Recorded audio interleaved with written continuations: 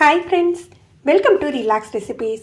இன்றைக்கி ஒரு சூப்பரான ரெசிபி தான் பார்க்க போகிறோங்க. பூண்டை வச்சு செய்ய போகிறோம். ஆல்ரெடி பூண்டை வச்சு பூண்டு பொடி எப்படி செய்கிறது அப்படின்னு சொல்லி போட்டிருக்கோம். இன்றைக்கி நம்ம பார்க்க போகிறது பார்த்திங்கன்னா பூண்டு துவையல். பூண்டு துவையல் அப்படின்னா இது ரைஸுக்கு இல்லைங்க, இட்லி தோசைக்கு ரொம்பவே சூப்பராக இருக்கும். சொல்லப்போனால் குறிப்பாக தோசைக்கு, கம்பு தோசை, கேப்ப தோசை, இந்த மாதிரி நீங்கள் மில்லட் வச்சு செய்கிற எல்லா தோசைக்குமே ரொம்ப அருமையாக இருக்கும். எப்படி செய்யலான்னு பார்க்கலாம். இதுக்கு நிறைய இன்க்ரீடியன்ஸு தேவையில்லைங்க, பூண்டு தான் ரொம்ப முக்கியமான பொருள். இன்றைக்கி நான் இந்த மாதிரி ஒரு 4 பல் பூண்டு வச்சு செய்ய போகிறேன். முதல்ல இதை உரித்து கட் பண்ணிக்கலாம். இது கொஞ்சம் பெரிய பெரிய சைஸாக இருக்கிறதுனால ஸ்லைஸ் பண்ணி எடுத்துக்கலாம். பெருசாக இருந்ததுனால தோலை உரிச்சிட்டு இந்த மாதிரி ஸ்லைஸ் பண்ணி எடுத்துருக்கேன். 2 டேபிள் ஸ்பூன் அளவுக்கு நல்லெண்ணெய் சேர்த்துக்கலாம்.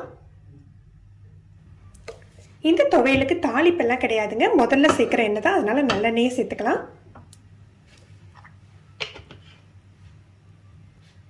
தீயை நல்லா குறைவாக வச்சுக்கணும். குறைவாக வச்சுட்டு பூண்டு சேர்த்து வதக்கிக்கணும்.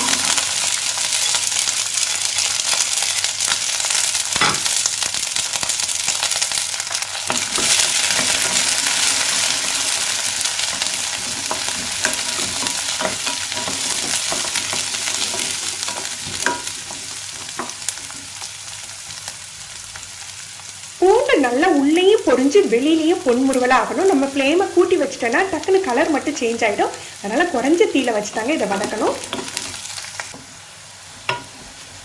இன்னுமே நல்லா வறுபடணும். இந்த அளவு வறுபட்ட பிறகு நம்ம மிளகாய் வத்தல் சேர்த்துக்கலாம்.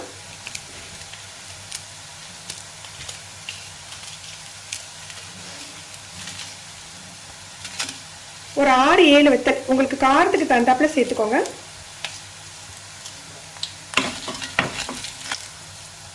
ஒரு துண்டு புளி, கொட்டை, நாரெல்லாம் எடுத்துட்டு இதில் சேர்த்துக்கலாம்.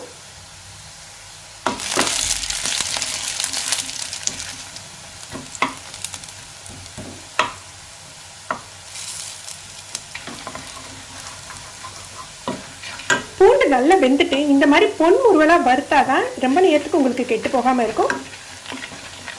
இப்போ நம்ம அடுப்பை அணைச்சு ஆற வச்சிடலாம். அடுப்பை அணைச்ச உடனே ஒரு பிளேட்டுக்கு மாட்டிடுங்க. இல்லை ஒரு நிமிஷம் அப்படியே கிளறி விட்டுக்கோங்க. இல்லை அந்த சூட்லேயே ரொம்ப கருத்து போயிடும். நல்லா ஆறிட்டு இப்போ இதை ஒரு மிக்சி ஜாரில் சேர்த்துக்கலாம். ஆறு ஈரம் இல்லாமல் தொடச்சி எடுத்துக்கோங்க.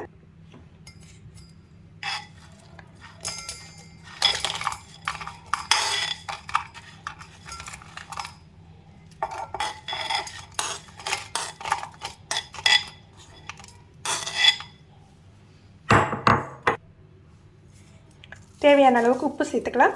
இதில் வேறு எந்த பொருளும் சேர்க்க வேண்டாங்க, இது அப்படியே அரைச்சி எடுத்துடலாம்.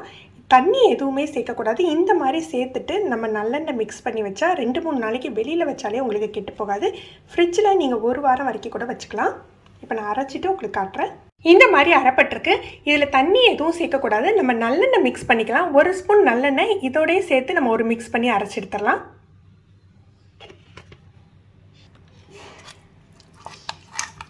நம்ம போட்டிருந்த 4 பூண்டுக்கு இந்த அளவுக்கு தான் துவையல் கிடச்சிருக்கு. இது கொஞ்சமாக தொட்டுட்டு சாப்பிட்டாலே உங்களுக்கு சூப்பராக இருக்கும்.